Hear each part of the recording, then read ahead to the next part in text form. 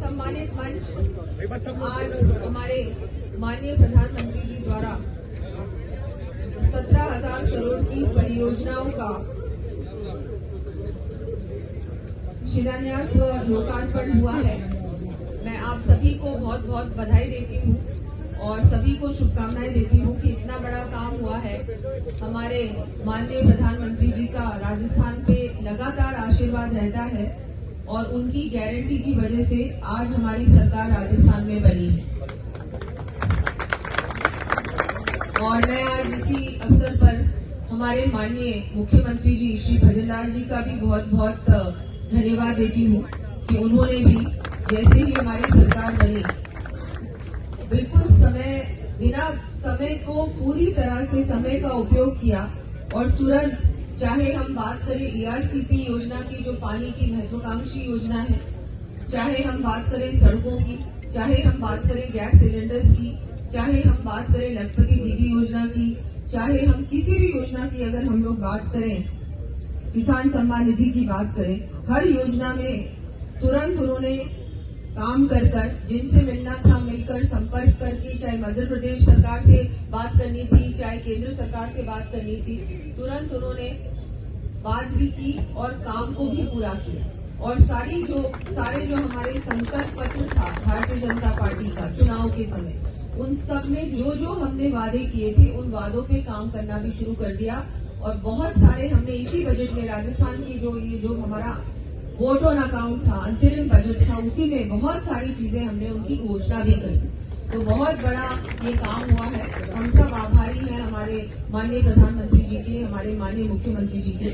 और हम सब चाहते हैं, क्योंकि यहाँ पर अब डबल इंजन की सरकार बन चुकी है राजस्थान में, सभी आप लोगों के प्रयासों से, क्योंकि हमारे बहुत सारे हमारे जयपुर के भी इसमें से 3 अभी नहीं है, एक बाद में होगा, पर हाँ वैसे तो तीनों ही होंगे। वैसे तो अभी दिनेश जी मुझे ROB जो हमारे दादी का फाटक, नाड़ी का फाटक और सीतावाड़ी फाटक की जो तीनों ROBs है, उसकी हमने जो DPR है जो उसके लिए सैंक्शन के लिए आगे दिल्ली भेजी है और मुझे पूरा भरोसा है कि ये तीनों ही सैंक्शन हो जाएंगी। और इसके अलावा जो अभी बजट में एक और घोषणा हुई थी कि हम लोग सेंटर ऑफ एक्सीलेंस बनाएंगे स्टेडियम में, तो प्रयास ये रहेगा कि हमारे यहाँ हो।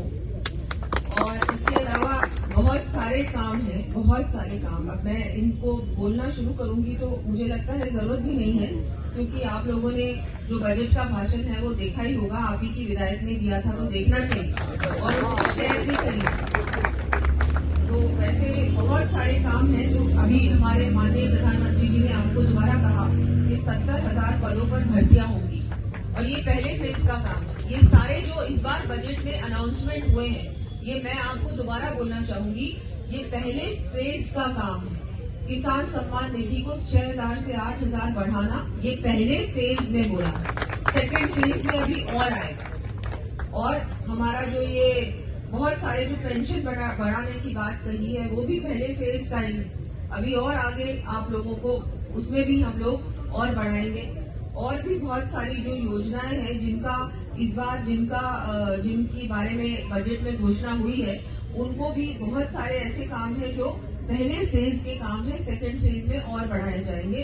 हमारे जो मीसा बंदी है उनको भी हमने दोबारा से उनकी पेंशन शुरू की है, ये भी बहुत बड़ा काम है। और इस बार जो शुरू की है ना, वो ऐसे शुरू की है कि जो हमारे स्वतंत्रता सेनानी और हमारे मीसा बंदी, उनकी पेंशन तो शुरू की है, लेकिन हम लोग ऐसा अधिनियम लेके आएंगे विधानसभा में ताकि आपकी पेंशन कोई भी सरकार बंद नहीं कर सके, क्योंकि हर बार कांग्रेस आके बंद कर दिया।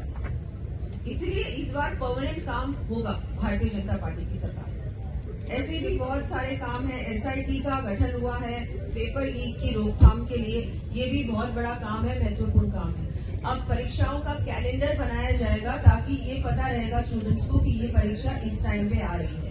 ऐसा नहीं होगा कि लास्ट मिनट में उनको जानकारी मिलेगी और उसकी कोई प्रिपरेशन नहीं होगी और पूरी तरह से ये पेपर लीक ना हो, उसकी पूरी योजना बनेगी कि इसको कैसे रोका जाए। इस बार भी जो परीक्षा हुई थी, अभी हुई थी 1 महीना पहले, पेपर हमारा